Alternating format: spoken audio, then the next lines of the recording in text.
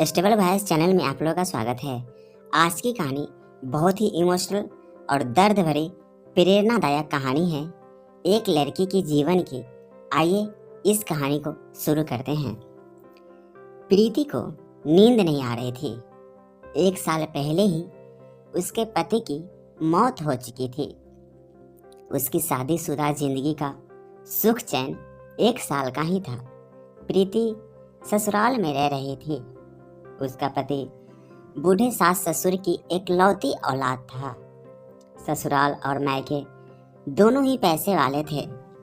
प्रीति अपने मायके में 5 बच्चों में से सबसे छोटी और एकलौती लड़की थी। माँ बाप और भाइयों की दुलारी। मैट्रिक पास होते ही प्रीति की शादी हो गई थी। पति की मौत के बाद उसका पिता उसे लेने आया था, पर वह मायके नहीं गई। उसने पिता से कहा था कि आपके तो 4 बच्चे और हैं, पर मेरे सास ससुर का तो कोई नहीं है। पहाड़ी की तराई में एक गांव में प्रीति का ससुराल था।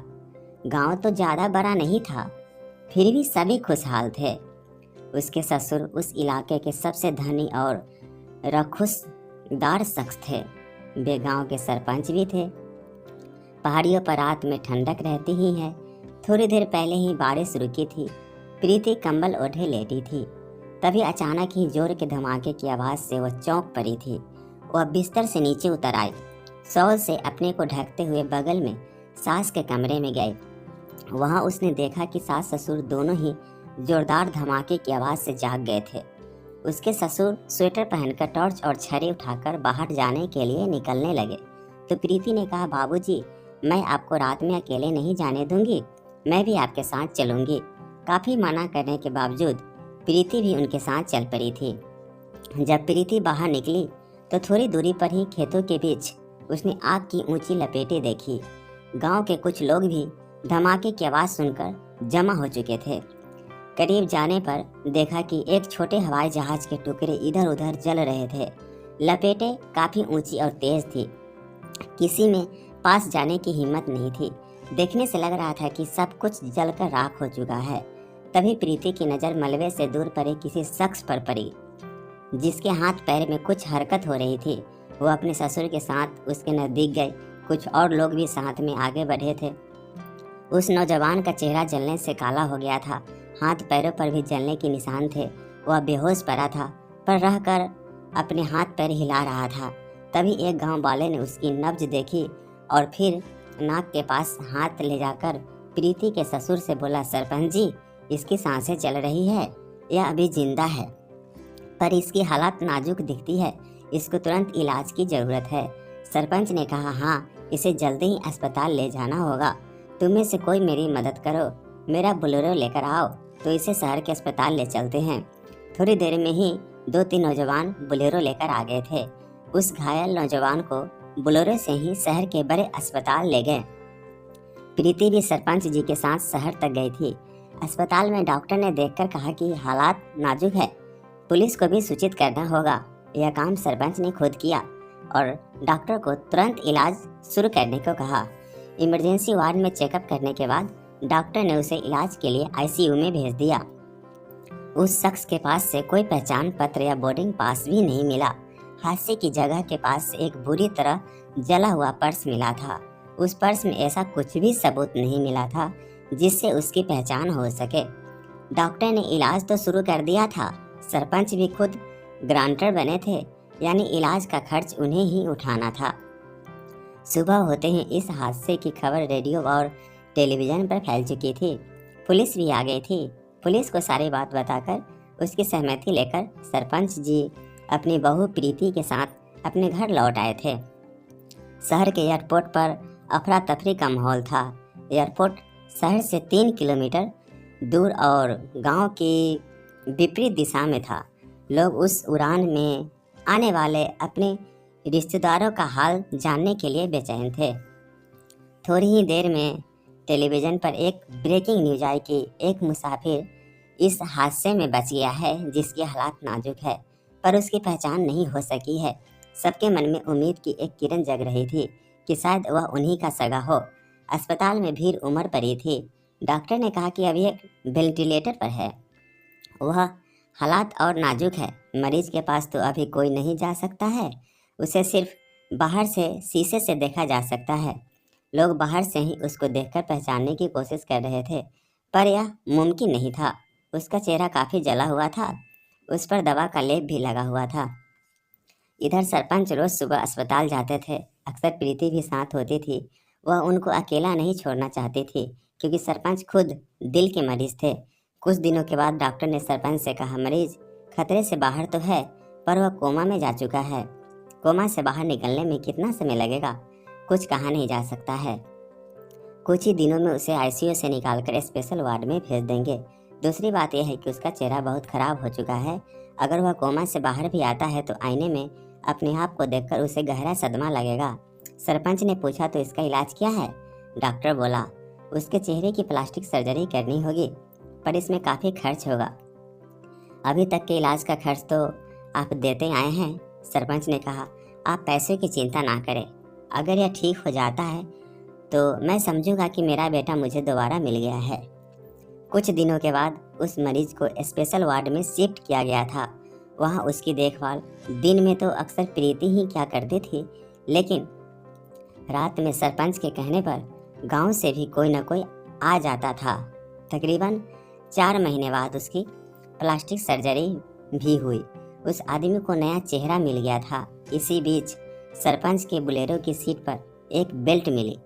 हादसे के बाद उस नौजवान को इसी बुलेरो से अस्पताल पहुंचाया गया था।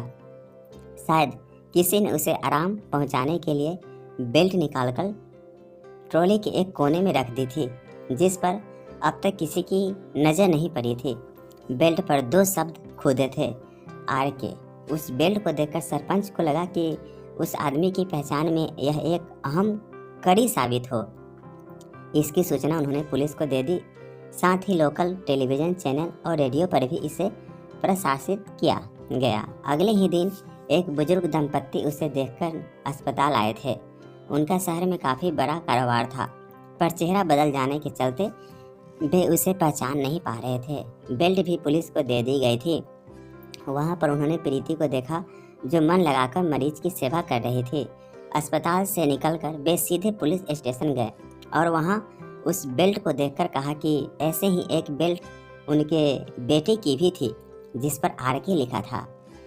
यह बेल्ट जानबूझकर उसके बेटे ने खरीदी थी, क्योंकि आर के उसके नाम रमेश कुमार से मिलती थी। फिर भी संतुष्ट हुए बिना उसे अपना बेटा मानने में कुछ ठीक नहीं लग रहा था। फिलहाल वे अपने घर लौट गए थे, पर सरपंच का मन कह रहा था कि यह रमेश कुमार ही है। तकरीबन 1 महीना गुजर चुका था। सरपंच और प्रीति दोनों ही रमेश कुमार की देखभाल कर रहे थे। एक दिन अचानक प्रीति ने देखा कि रमेश कुमार के होठ फड़फड़ा रहे थे और हाथ से कुछ इशारा कह रहा था। उसने तुरंत डॉक्टर को यह बात कही। डॉक्टर ने कहा कि दवा अपना काम कर रही है और उन्हें पूरी उम्मीद है कि अब वह बिल्कुल ठीक हो जाएगा। अब कुछ दिन बाद प्रीति उसे जब अपने हाथ से खाना खिला रही थी, रमेश कुमार ने उसका हाथ पकड़कर कुछ बोलने की कोशिश की थी। उसी शाम जब प्रीति अपने घर जाने के लिए उठी तो रमेश कुमार ने उसका हाथ पकड़कर बहुत कोशिश के बाद लड़खड़ाती जुबान में बोला, रुको, मैं यहाँ कैसे आया हूँ? मैं तो हवाई जहाज में था, मैं तो कारोबार के सिलसिले में बाहर गया हुआ था। फिर अपने बारे में उसने कुछ जानकारी दी थी। सरपंच और प्रीति दोनों की खुशी का ठिकाना ना था। उन्होंने डॉक्टर को बुलाया। डॉक्टर ने उसे चेक कर कहा, मुबारक हो, अब यह होश में आ गया है। इसके माता पिता को सूचना दे दे। प्रीति और सरपंच अस्पताल में ही रुककर रमेश कुमार के माता पिता का इंतजार कर रहे थे। वे लोग भी खबर मिलते ही दौड़े आए थे। रमेश कुमार ने अपने माता पिता को पहचान लिया था और हादसे के पहले तक की बात बताई। उसके बाद का उसे कुछ याद नहीं था। रमेश कुमार के पिता ने सरपंच और प्रीति का शुक्रिया अदा करते हुए कहा, आपके उपकार के लिए हम लोग हमेशा कर्जदार रहेंगे। यह लड़की आपकी बेटी है ना? सरपंच बोले, मेरे लिए तो बेटी से भी बढ़कर है तो मेरी बहू, पर शादी के 1 साल के अंदर ही मेरा इकलौता बेटा हम लोगों को अकेला छोड़कर चला गया। पर प्रीति ने हमारा साथ नहीं छोड़ा। मैं तो चाहता था कि यह अपने माँ बाप के पास चली जाए और दूसरी शादी कर ले, पर यह तैयार नहीं थी। रमेश कुमार के पिता ने कहा, अगर आपको कोई एतराज़ नहीं है तो मैं प्रीति को अपनी बहू बनाने को तैयार हूँ। क्यों रमेश, ठीक रहेगा ना? रमेश कुमार ने सहमति में सिर हिलाकर अपनी हामी भर दी थी। फिर सेठ जी ने रमेश कुमार की माँ की ओर देखकर मुस्कुराते हुए कहा, अरे सेठानी, तुम भी तो कुछ कहो। तो सेठानी बोली, आप लोगों ने तो मेरे मुंह की बात छीन ली है, मेरे बोलने को कुछ बचा ही नहीं है। फिर वे प्रीति की ओर देखकर बोली, तुम्हें कोई एतराज़ तो नहीं है? प्रीति की आंखों से आंसू की कुछ बूंदे छलक कर उसके गालों पर आ गए थे। वह बोली, मैं आप लोगों की भावनाओं को सम्मान करती हूँ, पर मैं अपने सास ससुर को अकेला छोड़कर नहीं जा सकती। सरपंच ने प्रीति को समझाते हुए कहा, तुम्हें एतराज़ नहीं होना चाहिए, क्योंकि हम सभी लोगों की खुशी इसी में है और हम लोगों को अब जीना ही कितने दिन हैं, जबकि तुम्हारी सारी जिंदगी आगे बची है। सेठ जी ने भी सरपंच की बातों को सही ठहराते हुए कहा, तुम जब भी चाहो और जितने दिन चाहो सरपंच जी के यहाँ बीच बीच में आती रहना। प्रीति सेठ जी से बोली, रमेश जी को आपने जन्म दिया है और बाबूजी ने इन्हें दोबारा जन्म दिया है, तो इनके भी तो कुछ जिम्मेदारी बनती है। मेरे ससुर जी के लिए सेठ जी बोले, मैं मानता हूँ और मेरा बेटा भी इतनी समझ रखता है। रमेश कुमार को दो दो पिताओं का प्यार मिलेगा। रमेश कुमार सरपंच जी का उतना ही ख्याल रखेगा जितना वह हमारा रखता है। प्रीति और रमेश दोनों एक दूसरे को देख रहे थे। उन लोगों की बातें सुनकर वह कुछ संतुष्ट लग रही थी। उस दिन सारी रात उन लोगों ने अस्पताल में ही बिताई थी।